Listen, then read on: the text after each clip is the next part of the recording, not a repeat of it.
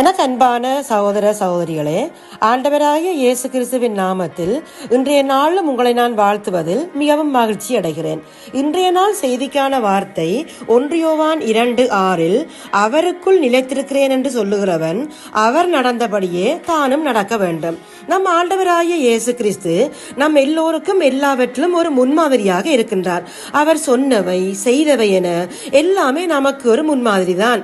அவர் எங்களுக்காக பாடுபட்டு நாங்கள் தம்முடைய அடிச்சுவடுகளை தொடர்ந்து வரும்படி எங்களுக்கு மாதிரியை பின்வைத்து போனார் என்று 1 பேதுரு 2:21 கூறுகிறது. இன்று உலகில் பலர் யார் யாரையோ எல்லாம் தமக்கு முன்மாதிரியாக பின்பற்றுகிறார்கள். தாங்களும் அவர்களைப் போல ஒரு நடிகராகவோ ஒரு பாடகராகவோ ஒரு வீரராகவோ அல்லது ஒரு சாதனையாளராகவோ வர வேண்டும் என்று எவ்வளவோ பிரியாசப்படுகிறார்கள். ஆனால் யோவான் 13:15 நான் உங்களுக்கு செய்தது போல நீங்களும் செய்யும்படி உங்களுக்கு மாதிரியை காண்பித்தேன் என்று இயேசு கூறுகிறார். பரம அழைப்பின் பந்தய பொருளுக்காக இலக்கை நோக்கி தொடரும் பவுல், நான் கிறிஸ்துவை பின்பற்றுகிறது போல நீங்கள் என்னை பின்பற்றுகிறவர்களா இருங்கள் என்று கூறுகிறார். எனவே இயேசு கிறிஸ்துவை நாம் பின்பற்றுவோமானால் அவர் நீதியுள்ளவராய் இருப்பது போல எம்மையும் நீதியுள்ளவராய் நிலைநிறுத்துவார். இப்போ உங்களுக்காக ஒரு குட்டி கதை. ஒரு விழாவில் இளைஞர் ஒருவர் தன்னுடைய பழைய ஆசிரியரை சந்தித்தார். என்னை தெரிகிறதா என்று அந்த ஆசிரியரிடம் கேட்டார். ஆசிரியரோ எனக்கு நினைவில் இல்லை என்றார். இளைஞர் ஆசிரியரிடம், நான் உங்கள் முன்னாள் மாணவன், இப்போ நான் ஒரு ஆசிரியராக உள்ளேன் என்றார். ஓ அப்படியா, மகிழ்ச்சி.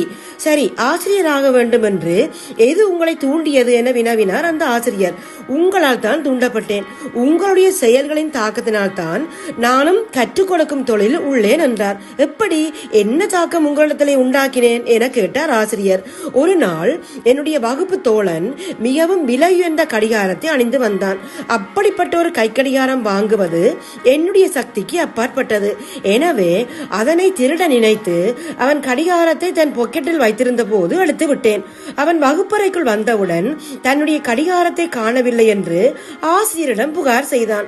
ஆசிரியர் இவனுடைய கடிகாரத்தை எவர் எடுத்திருந்தாலும் அதனை திரும்ப கொடுத்து விடுங்கள் என அறிவித்தார். நான் எப்படி கடிகாரத்தை திருப்பி கொடுப்பது? எனக்கு மிகவும் சங்கடமாக போய்விட்டது. ஆசிரியர் வகுப்பறையின் கதவை மூட செய்தார். எல்லோரையும் எழுந்து வரிசையாக நிற்க சொன்னார். எனக்கு மிகவும் அவமானமாக போய்விட்டது. அத்தோடு எல்லோரும் கண்களை மூடிக்கொண்டுதான் நிற்க வேண்டும் என்றும் கூறினார். அவர் ஒவ்வொருவரின் பாக்கெட்டுகளிலும் கையை விட்டு பார்த்து கொண்டே போனார்.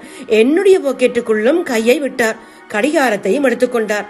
ஆனால் எல்லோரும் கண்களை மூடி இருந்ததால் எவரும் எதையும் பார்க்கவில்லை. பின்னர் அந்த கடிகாரத்தை உரியவரிடம் கொடுத்து விட்டார். ஆனால் இது பற்றி ஒரு வார்த்தை கூட என்னிடம் கேட்கவில்லை. வேறு எவரிடமும் இது பற்றி கூறவோ சம்பவத்தை விவரிக்கவோ இல்லை. இது எனக்கு ஒரு செய்தியை கற்றுத்தந்தது. இதைத்தான் என் வாழ்க்கையிலும் மேற்கொள்ள வேண்டும் என்று விரும்பினேன். அந்த ஆசிரியர் தாங்கள் தான் என்றார் இளைஞர். மகிழ்ச்சி அடைந்த ஆசிரியர், ஆம், எனக்கு சம்பவம் நினைவிருக்கிறது. ஆனால் நீங்கள் யார் என்பதுதான் எனக்கு தெரியவில்லை என்றார். ஏன் தெரியவில்லை என்று கேட்டார் அந்த இளைஞர். ஆசிரியர் கூறினார், நானும் அந்த வேளையில் என் கண்களை மூடிக்கொண்டுதான் நின்றேன் என்றார். ஆம் என அன்பானவர்களே, இதுதான் உண்மையான முன்மாதிரி. இங்கே அந்த இளைஞர் அந்த ஆசிரியர் நடந்தது போல தானும் நடக்க வேண்டும் என்று அவரை தனக்கு மாதிரியாக கொண்டு ஒரு ஆசிரியர் ஆனார். இதே போல இயேசுவுக்குள் நிலைத்திருக்கிற நாங்களும் அவர் நடந்தபடியே நடக்க எப்பொழுதும் பிரயாசப்பட வேண்டும்.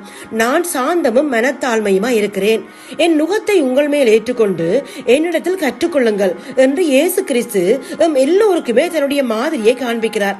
எனவே அவரை போல நாமும் நடக்க எம்மை ஒப்பு கொடுத்து இப்போது நாங்கள் ஜெபிப்போம். எங்கள் அன்பின் பரலோக தகப்பனே, இந்த நாள் வார்த்தைக்காக உமக்கு சோத்திரம் அப்பா. நீ நமக்கு கற்றுக் கொடுக்கும் எல்லாவற்றுக்காக உமக்கு நன்றி அப்பா. உம்மை போல எங்களையும் மாற்றுங்கப்பா. உண்மையே மாதிரியாக கொண்டு உம்முடைய அடிச்சுவடுகளை பின்பற்றும் வாழ்க்கை எங்களுக்கு நீங்க தாங்கப்பா. உமக்கு நிலைத்திருக்கிறோம் என்று சொல்லுகிற நாங்கள் நீர் நடந்தபடியே நடக்க எங்களுக்கு உதவி செய்யுங்கப்பா. இந்த ஜெபத்தை இயேசுவின் நாமத்தில் ஏறெடுக்கிறோம் எங்கள் நல்ல பிதாவே. ஆமேன், ஆமேன், ஆமேன்.